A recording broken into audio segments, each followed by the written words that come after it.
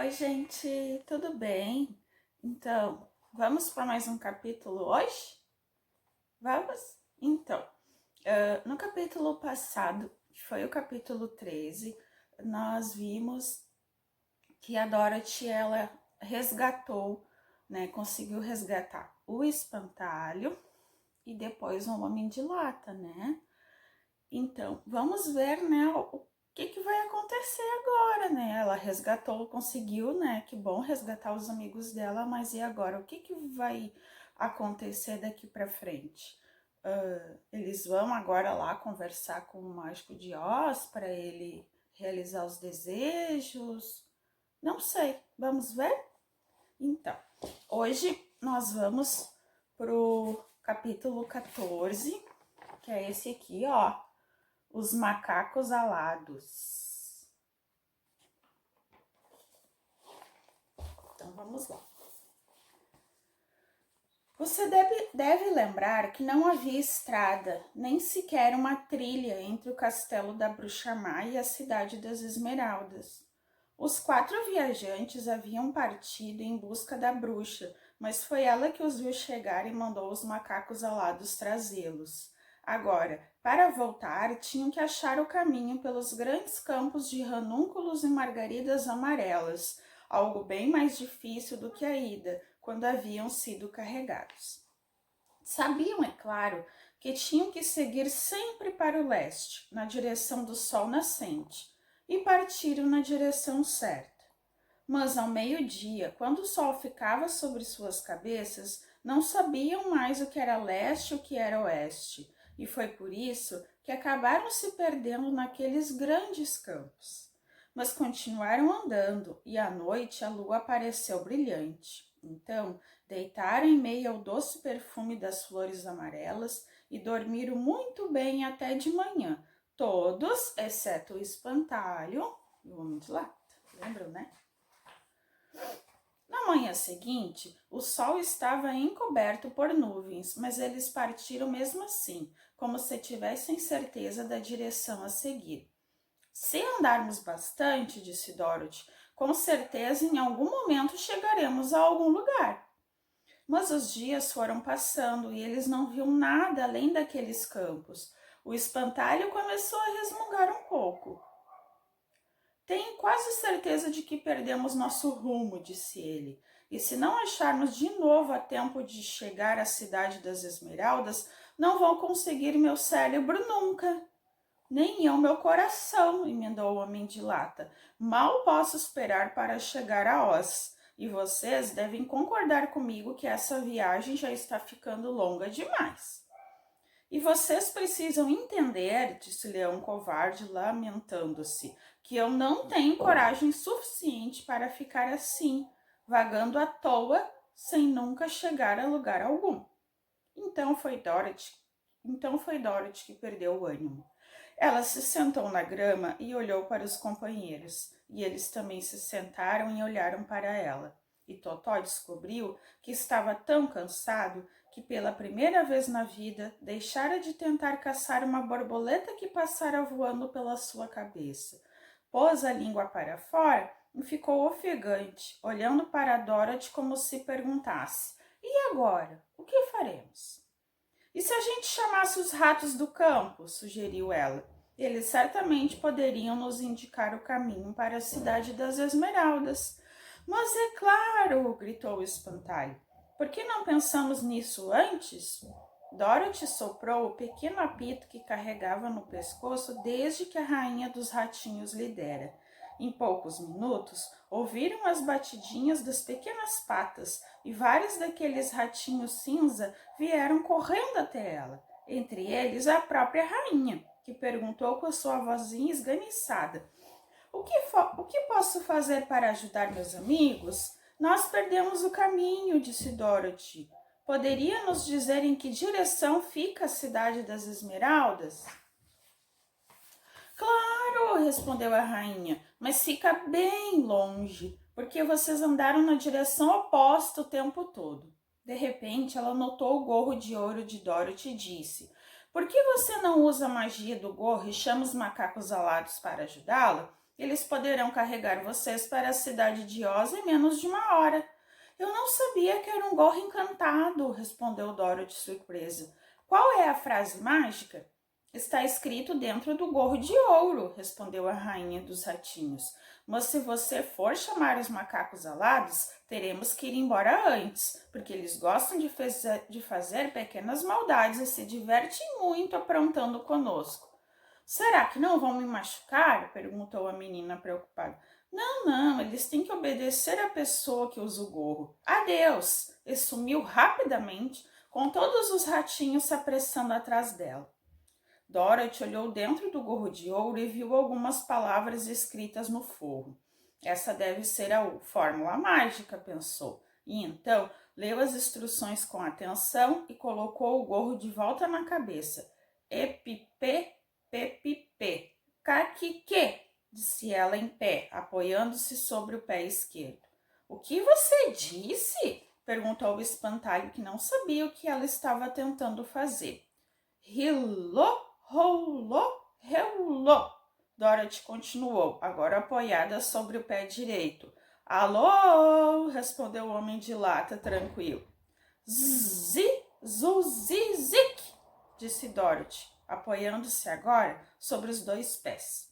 Isso concluiu a fórmula mágica do feitiço, e então ouviram uma algazarra de vozes e uma bateção de asas conforme o bando dos macacos alados chegava voando na direção deles.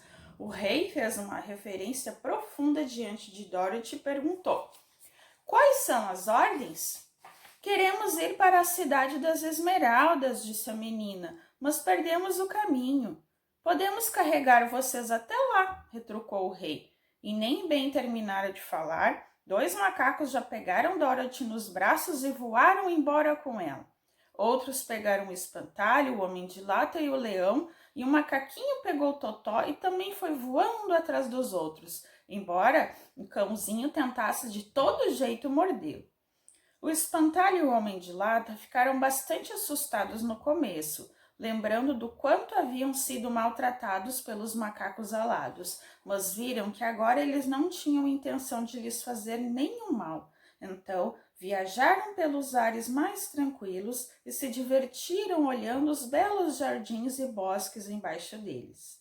Dorothy achou agradável viajar entre 2 dos maiores macacos, um deles o próprio rei.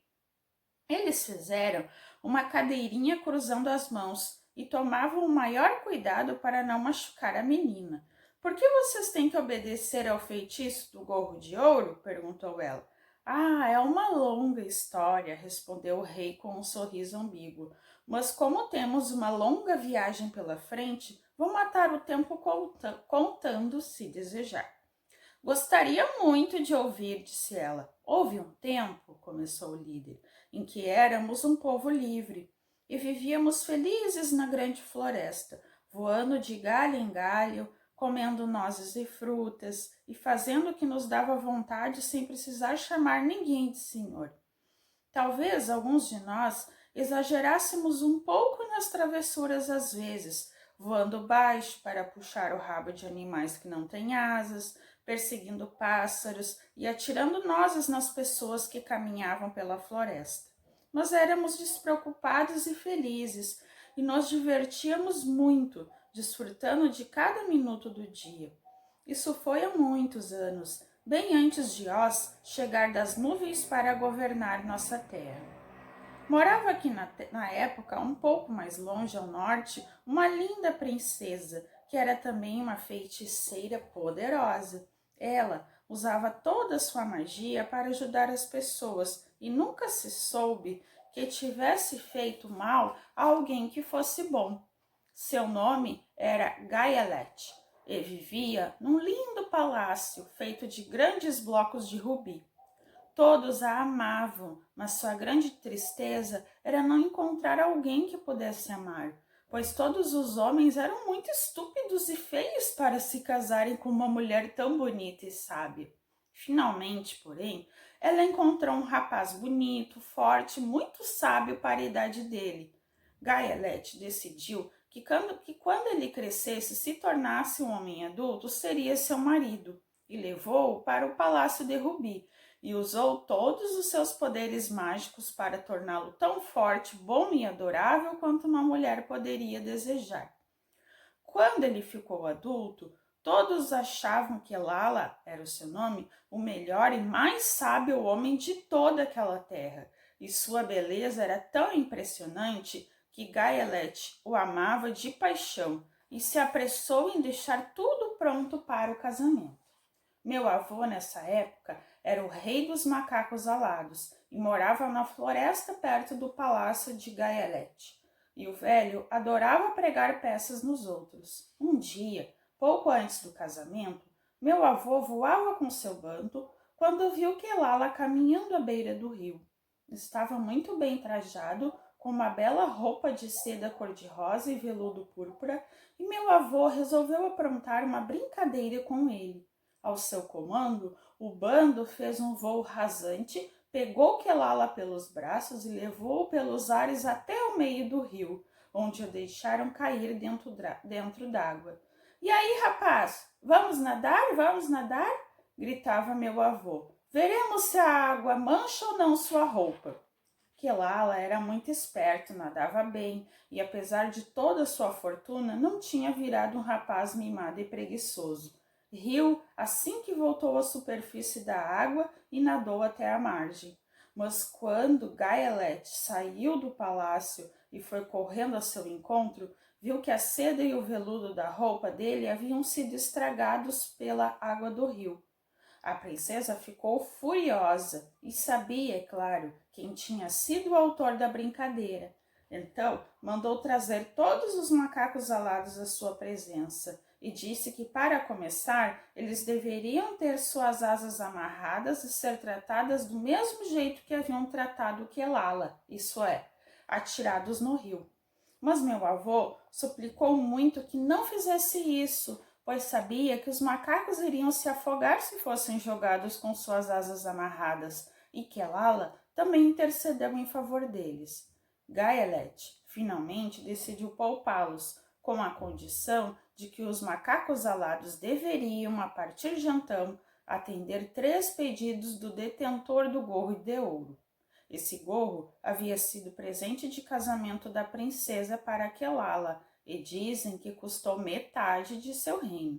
É claro que meu avô e todos os outros macacos concordaram na hora com essa condição, e foi assim que passamos a ser escravos por 3 vezes do dono do gorro de ouro, não importava quem fosse. E o que foi feito deles? Perguntou Dorothy, que acompanhara a história com muito interesse. Quelala, o primeiro dono do gorro de ouro, respondeu o macaco. Foi o primeiro que exigiu que cumpríssemos seus desejos. Como sua noiva não podia nos ver nem pintados depois de se casar, convocou todos nós para um encontro com ele na floresta e nos mandou ficar sempre em um lugar onde a princesa nunca pudesse colocar seus olhos no macaco alado, o que achamos ótimo, pois todos tínhamos medo dela. Isso foi tudo o que tivemos que fazer até que o gorro de ouro caiu nas mãos da bruxa má do oeste, que nos obrigou a escravizar os Winks e depois a expulsar o próprio Oz do país do oeste. Agora, o gorro de ouro pertence a vocês, que têm por 3 vezes o direito de nos fazer cumprir seus desejos. Assim que o macaco rei terminou sua história, Dorothy olhou para baixo e viu os muros reluzentes e verdes da cidade das Esmeraldas. Admirou-se com a rapidez com que aqueles macacos voavam e estava feliz com o término da viagem.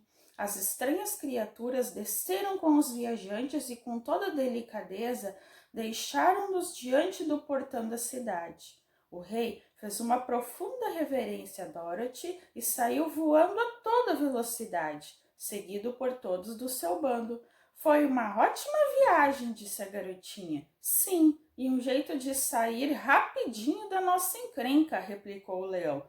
A sorte foi por você ter trazido esse gorro maravilhoso com você. E assim, gente, terminamos então o nosso capítulo, né, que falava sobre os macacos alados. Agora, Eles já chegaram no mundo de Oz. Agora vamos ver como vai ser a recepção do mágico, né, de Oz com eles. Vamos ver, tá bom? Um beijo, fiquem com Deus e até o próximo capítulo.